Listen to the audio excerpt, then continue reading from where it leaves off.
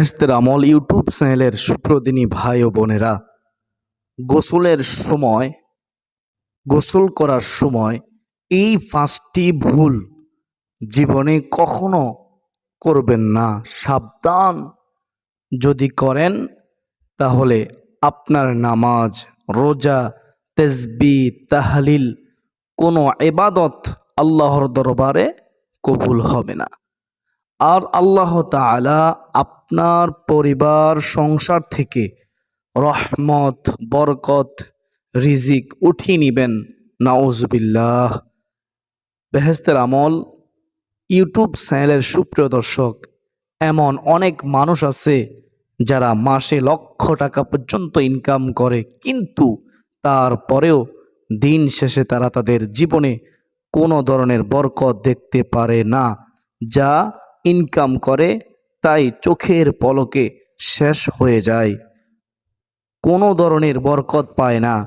কিভাবে পাবে? আপনি তো গোসলের সময় এই 5টি ভুল সব সময় প্রতিনিয়ত করতেই আছেন, যার কারণে আপনার হায়াত কমতেছে, রিজিক কমতেছে।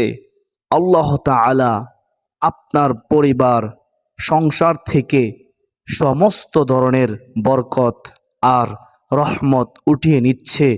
এজন্য আমি আপনাদেরকে অনুরোধ করব, অবশ্যই আজকের এই ভিডিওটি দেখে আপনারা গোসলের সময় এই 5টি ভুল সম্পর্কে করা থেকে বিরত থাকার চেষ্টা করবেন।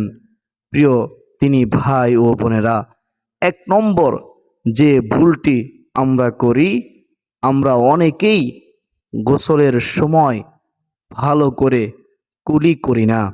অথচ রোজা থাকলে আপনাকে একভাবে কুলি করতে হবে, আর রোজা না থাকলে আরেকভাবে কুলি করতে হবে। রোজা না থাকলে আপনাকে গড়গড়ার সাথে কুলি করতে হবে, না করলে আপনার গোসল হবে না। আপনি পবিত্রতা অর্জন করতে পারবেন না। আর যদি রোজা থাকেন তাহলে গড়গড় করে কুলি করতে হয় না, এবং আমাদের নাকের নরম জায়গায় পর্যন্ত একেবারে পানি পৌঁছে দিতে হবে। অনেকে দেখা যায় নাকের নরম জায়গা পর্যন্ত পানি পৌঁছে দেয় না, যার কারণে গোসল করেও নাফাক থাকে, অপবিত্র থাকে। নাউজুবিল্লাহ। এজন্য সাবধান থাকবেন। যখনই আপনি গোসল করবেন তখন অবশ্যই আপনাকে গড়গড় করে কুলি করতে হবে, এবং নাকের নরম জায়গা পর্যন্ত আপনাকে পানি পৌঁছাতে হবে। এটা হলো 1 নম্বর। 2 নম্বরে দেখা যায় আমরা অনেকেই ইচ্ছাকৃত ফরজ গোসলটা দেরি করি না। প্রিয় ভাই ও বোনেরা, যখনই আপনার উপরে গোসল ফরজ হয়ে যাবে তৎক্ষণাৎ সাথে সাথে আপনি গোসলটা করে নেওয়ার চেষ্টা করবেন। তবে হ্যাঁ, আপনি গোসল দেরি করে করতে পারেন। দেখা যায় অনেকে একবার স্ত্রী মিলন করেছে, আবারও সে মিলিত হবে, সহবাস করবে, সাময়িক দেরি করতেছে, তাহলে সেক্ষেত্রে আপনি ওই সময়টার জন্য ওযু করে নিতে পারেন, তাহলে কোনো অসুবিধা হবে না। অথবা আপনার কোনো আর্জেন্ট কাজ পড়ে গিয়েছে, আপনার সেই কাজটা এখনই করতে হবে, সেক্ষেত্রে আপনি দেরি করতে পারেন ওযু করার মাধ্যমে। ওযু করে আপনি সেই কাজটা সেরে তারপরে গোসল করে নেবেন, কোনো অসুবিধা হবে না। তবে নামাজের আগেই আপনাকে গোসল করে পবিত্রতা অর্জন করে নিতে হবে, যাতে করে নামাজ আপনার ছুটে না যায়। আর দেখা যায় অনেক সময় আমরা গোসল দেরি করে থাকি, পরে করব, একটু সময় নেই। প্রিয় ভাইয়েরা, তিনি মা ও বোনেরা, আপনি যদি একেবারে অযথা অনর্থক ইচ্ছাকৃতভাবে দেরি করে গোসল করেন তাহলে আল্লাহর লানত আপনার উপরে পড়তে থাকবে। মনে রাখবেন, জমিন আপনাকে বদদোয়া করতে থাকবে। এজন্য সাবধান থাকবেন। 2 নম্বরে, ইচ্ছাকৃত কখনোই ফরজ গোসল দেরিতে করা যাবে না। যখনই আপনার উপরে গোসলটা ফরজ হয়ে যাবে, সাথে সাথে চেষ্টা করবেন গোসলটা করে নেওয়ার জন্য। বেহেশতের আমল ইউটিউব চ্যানেলের সুপ্রিয় দিনী ভাই ও বোনেরা, এরপরে 3 নম্বরে, বাথরুমে কখনো উলঙ্গ হয়ে গোসল করবেন না। অনেকে দেখা যায় বাথরুমে একেবারে উলঙ্গ হয়ে গোসল করে।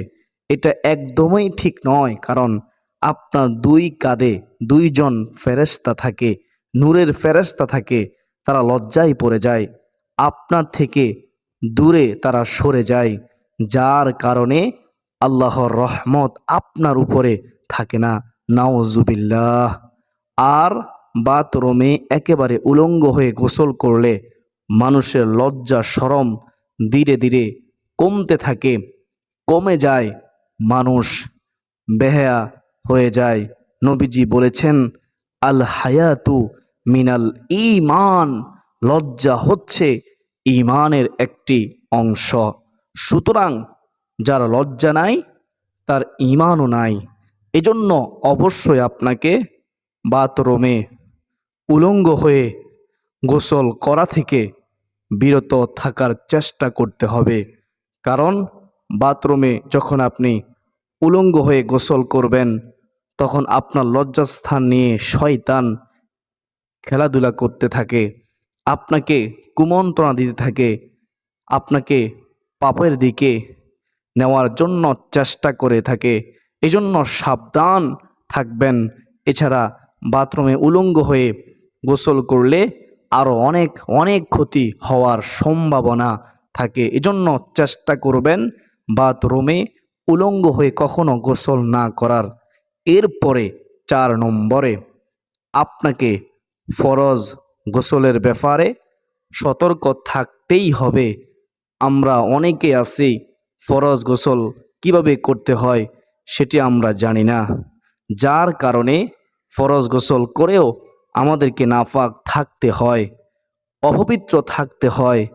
প্রিয় দিনী ভাই ও বোনেরা, ফরজ গোসল করার ক্ষেত্রে অবশ্যই আপনাকে একটা বিষয় মাথায় রাখতে হবে, সেটা হলো আপনার শরীর ভালো করে ধৌত করতে হবে। শরীরের মধ্যে একটা চুল পরিমাণ জায়গা যাতে শুকনা না থাকে, যাতে করে সেখানে পানি পৌঁছিয়ে যায়, এরকমটা থাকা যাবে না। অবশ্যই আপনাকে এটা সর্বোচ্চ পর্যায়ে চেষ্টা করতে হবে, যাতে করে প্রত্যেকটা পশমের গোড়ায় আপনার পানি পৌঁছিয়ে যায় এবং সেখানে যাতে ধৌত করা হয়ে যায়। এটা আপনাকে সর্বোচ্চ পর্যায়ে চেষ্টা অবশ্যই করতে হবে, অলসতা করা যাবে না। যদি আপনার শরীরে একটা লোমও শুকনা থাকে, এরকম জায়গা যদি থাকে যে সেখানে পানি পৌঁছায় নাই, তাহলে কিন্তু আপনার ফরজ গোসল হবে না, মনে রাখবেন। এজন্য আপনার হাতের মধ্যে যদি আঙ্গুলে যদি আংটি থাকে, সে আংটি আপনাকে ভালো করে নাড়াচাড়া করতে হবে। যদি আপনি মহিলা হয়ে থাকেন, আপনার কানে যদি কানের দুল থাকে, তাহলে সেই কানের দুলটা আপনার ভালো করে নাড়াচাড়া করাতে হবে এবং চুলের মধ্যে ভালো করে পানি পৌঁছিয়ে দিতে হবে, যাতে করে প্রত্যেকটা চুলের গোড়ায় গোড়ায় পানি পৌঁছিয়ে যায় এবং সেটা ধৌত হয়ে যায়। তাহলে 4 নম্বরে অবশ্যই আপনাকে ফরজ গোসলের ব্যাপারে সতর্ক থাকতে হবে এবং শরীরের প্রত্যেকটা জায়গায় আপনাকে ভালো করে ধৌত করতে হবে। এরপরে 5 নম্বর ভুলটি হচ্ছে এবং সর্বশেষ হচ্ছে, গোসলখানায় কখনো পেশাব করবেন না, পায়খানা করবেন না। খবরদার খবরদার, সাবধান। আল্লাহর নবী নিষেধ করেছেন গোসলখানায় পেশাব করতে। প্রিয় দিনী ভাই ও বোনেরা, আপনাদের অনেকের হয়তো গোসলখানা এবং বাথরুম অ্যাটাচ থাকে, একসাথে থাকে, তো যেখানে গোসলখানা সেখানে আপনাকে অবশ্যই গোসল করতে হবে। পেশাব পায়খানা করা যাবে না। যদি করেন তাহলে মারাত্মক ক্ষতি হয়ে যাবে। কিন্তু এজন্য সাবধান থাকবেন, সতর্ক থাকবেন। যেখানে গোসলখানা সেখানে গোসল করবেন, এবং যেখানে পেশাব করার জায়গা, বাথরুম করার জায়গা, সেখানে আপনাকে কিন্তু পেশাব এবং পায়খানা করতে হবে। ভুলেও কোনো দিন জীবনে গোসলখানায় আপনারা পেশাব পায়খানা করবেন না। আল্লাহর নবী কঠোরভাবে নিষেধ করেছেন, সাবধান করেছেন। তাহলে প্রিয় দিনী ভাই ও বোনেরা, আশা করি আপনারা বুঝতে পেরেছেন, জানতে পেরেছেন যে কোন 5টি ভুল আপনার গোসলখানায় করা যাবে না। যদি করেন তাহলে আপনার হায়াত কমবে, আপনার রিজিক কমবে, আপনার অভাব, অনটন, দারিদ্রতা আপনার পরিবার সংসারের মধ্যে লেগেই থাকবে। তো আল্লাহ তাআলা আমাদের সবাইকে এই 5টি ভুল থেকে বেঁচে থাকার তৌফিক দান করুন। সকলে বলি আল্লাহুম্মা আমিন। ইয়া আরহামার রাহিমিন।